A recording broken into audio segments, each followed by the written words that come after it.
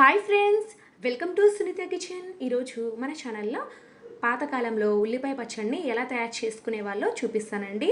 Smoky ఫ్లేవర్తో చాలా బాగుంటుందండి ఈ పచ్చడి. దీన్ని ముఖ్యంగా జొన్న రొట్టెల్లోకి, దోశల్లోకి ఎక్కువగా తినేవాళ్ళు. ఇప్పుడు తయారీ విధానాన్ని చూసేద్దాము. ముందుగా అయితే 3 మీడియం సైజు ఉల్లిపాయలు తీసుకొని పైన పొట్టు తీసేసి మొదలు భాగాన్ని కాస్త కట్ చేసి పెట్టుకోవాలండి. ఇప్పుడు మనం తందూరి స్టిక్స్ ఉంటాయి కదా, మనకి ఐరన్వి, వాటితో ఇలాగ గుచ్చుకోవాలన్నమాట ఉల్లిపాయల్ని. మీరు ఎన్ని ఉల్లిపాయలు తీసుకున్నా ఇలాగా ఒకటి పెద్దది తీసుకుంటే సరిపోతుంది. లేదా ఇలా కష్టం అనిపిస్తే ఫోర్క్ తీసుకొని దాంతో ఒక్కొక్కటైనా కాల్చుకోవచ్చు అండి. లేదా గ్రిల్ మీద అయినా కూడా పెట్టొచ్చు. కాకపోతే మనం గ్రిల్ మీద పెడితే ఇవి రౌండ్గా ఉంటాయి కదా ఉల్లిపాయలు, సరిగ్గా కాలవన్నమాట. మనకు కష్టంగా ఉంటుంది వీటిని కాల్చడానికి. ఇప్పుడు ఈ ఉల్లిపాయల్ని మనం మీడియం ఫ్లేమ్లో కానీ హై ఫ్లేమ్లో కానీ పెట్టుకొని బాగా కాల్చుకోవాలండి. ఇలా మనం స్టిక్కి తగిలించుకుంటే అన్ని వైపులకు కూడా మనం ఈవెన్గా రౌండ్గా తిప్పుకుంటూ కాల్చుకోవచ్చు అనమాట. ఇది అందరి ఇళ్ళలో లేకపోతే ఫోర్క్తో చేసుకోండి, చాలా ఈజీగా చేసేసుకోవచ్చు అనమాట. కాసేపటి తర్వాత చూస్తే ఉల్లిపాయల పైన చెక్కంతా కూడా నల్లగా అవ్వాలండి. అలా అయితేనే ఉల్లిపాయలు బాగా ఉడుకుతాయి అనమాట లోపలంతా కూడా. ఇలా బాగా కాల్చుకున్న తర్వాత స్టవ్ ఆపుకొని ఈ ఉల్లిపాయలని కాస్త చల్లారనివ్వాలి. కాస్త చల్లారిన తర్వాత వీటిని పక్కకు తీసి పెట్టుకుందాము. ఇప్పుడు వీటి పైన ఉన్న ఒక లేయర్ని అంతా కూడా నీట్గా తీసేసుకోవాలన్నమాట. ఈ పైన మాడినటువంటి బ్లాక్ పార్ట్ అంతా కూడా నీట్గా తీసేసుకోవాలండి. అలా అని చెప్పి నీటిలో వేసి కడక్కండి. తడి తగిలితే ఈ పచ్చడి అనేది ఎక్కువ రోజులు నిల్వ ఉండదు.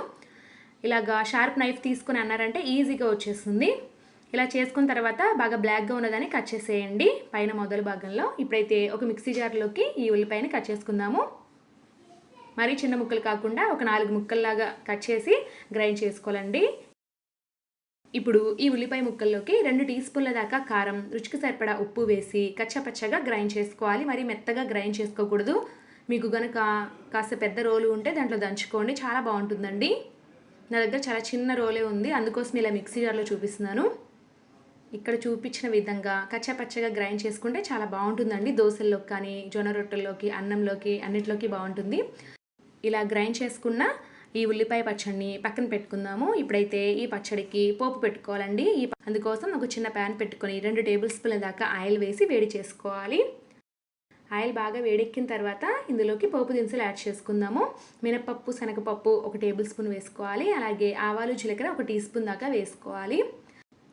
ఈ పోపునంతా కూడా మనం మీడియం ఫ్లేమ్లో వేయించుకోవాలి. పోపు దినుసులు కాస్త వేగిన తర్వాత ఒక 2 ఎండుమిర్చి, అలాగే 4-5 వెల్లుల్లి రెబ్బల్ని కచ్చపచ్చగా దంచి యాడ్ చేసుకోండి. ఫ్లేవర్ చాలా బాగుంటుంది. కాసేపటి తర్వాత చూస్తే పోపు దినుసులు, వెల్లుల్లి రెబ్బలు అన్నీ కూడా బాగా వేగిపోయాయి. ఇప్పుడు ఒక రెమ్మ కరివేపాకు కూడా వేసి బాగా కలుపుకొని స్టవ్ ఆఫ్ చేసేసుకుందాము. ఈ వేడికే కరివేపాకు అనేది బాగా వేగిపోతుంది. ఇప్పుడు మనం ముందుగా గ్రైండ్ చేసి పెట్టుకున్నటువంటి ఉల్లిపాయ పచ్చడిని ఈ పోపులో వేసేసి కలుపుకున్నట్లయితే ఎంతో రుచికరంగా ఉండే ఉల్లిపాయ పచ్చడి రెడీ అయిపోతుంది. చాలా రుచికరంగా ఉంటుందండి. మామూలుగా పాత రోజుల్లో అయితే ఈ ఉల్లిపాయల్ని కట్టెల పొయ్యిలో వేసి బాగా కాల్చి ఆ బొగ్గుల మీద తర్వాత వాటిని రోట్లో వేసి దంచుకునే వాళ్ళండి. అది ఇంకా చాలా బాగుండేదంట, మా అమ్మమ్మ వాళ్ళు చెప్పేవాళ్ళు. కానీ ఇప్పుడు మనకి కట్టెల పొయ్యిలు అనేవి అందరికీ అవైలబుల్లో ఉండవు కాబట్టి ఇలాగ మనం స్టవ్ మీద కూడా ఇలాగ కాల్చుకున్న స్మోకీ ఫ్లేవర్ అనేది తగిలితే చాలా బాగుంటుంది. ఈ పచ్చడిని అన్నంలోకి తినచ్చు, అలాగే జొన్న రొట్టెల్లోకి, చపాతీ, పుల్కా ఇలాంటి వాటిల్లోకి కూడా కాంబినేషన్గా తినేయొచ్చండి. చాలా బాగుంటుంది. ఖచ్చితంగా ట్రై చేసి ఏ విధంగా వచ్చిందనేది నాకు కామెంట్స్లో తప్పకుండా తెలియచేయండి ఫ్రెండ్స్. అలాగే ఈ వీడియో మీకు నచ్చినట్లయితే లైక్ చేయండి. Thank you for watching.